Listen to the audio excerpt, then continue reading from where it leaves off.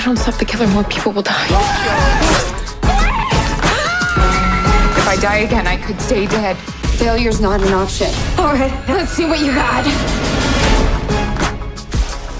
Man, so the first film came out, surprised the hell out of me, and now we have part 2. How was it? Let's find out. My name is Brandon Keith Avery, and this is just my opinion.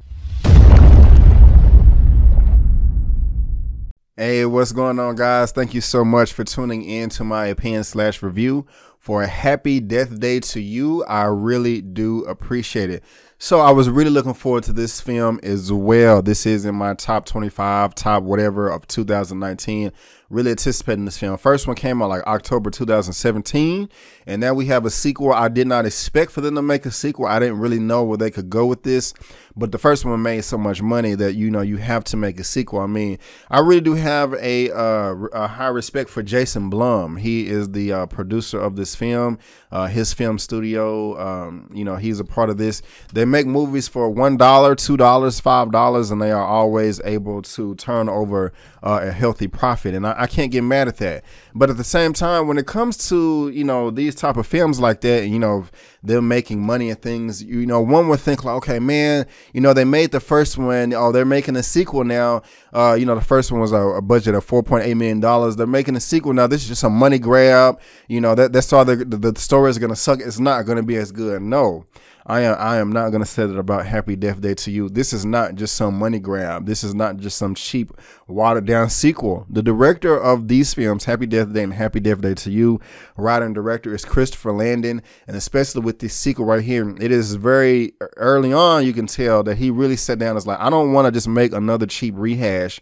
No pun intended. I want to make something that will stand out, that ties into the first film, and is also stands alone on its own. And you could, and he did that, and I want to give him credit because I don't even think the first film is even necessary for you to see, for you to understand this film. I think you would still walk away and appreciate something, and that just shows that just goes to show how good it is. Now, of course, it would help if you saw the first film, and when I've only seen the first film one time, and I really don't remember all the details. And what this second film does is, in a very clever, unique way, is give you a recap of all of what happened in the first film without actually shoving it down your face. It actually fits within the plot, within the story, and this is all cohesive, which makes it a much, much better film.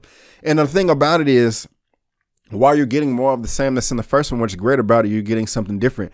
This film starts completely different, and besides some of the characters that you may know from the first, you're just like, okay, is this the same movie? Like, are we going to focus on this group of people, or these group of people?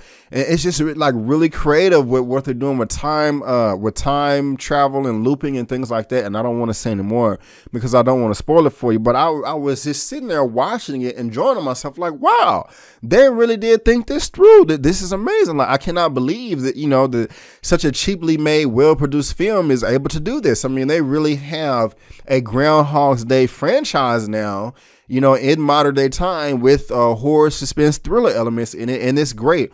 The film is funny. It's suspenseful. There are a lot of edge of your seat moments that, do not get tired or boring. Literally, I say this often, but I had no idea how this film would end. Now, the ending of this film was a little bit abrupt, and towards the end of it, I was kind of saying to myself, okay, can we get to the end now? I think y'all are stretching it out just a little bit too much. But it's not enough to ruin the whole film or ruin the experience. I mean, I had a great time. Everybody in the theater had a great time. It's a great film. It's funny. It's clever. It's scientific. You can learn a lot. You even aspire to do some Google searches on Google or YouTube just to kind of find out about more of the elements that they had in this film. Jessica Roth is playing the main character as Tree in this. She was great in the first film. She was great in this.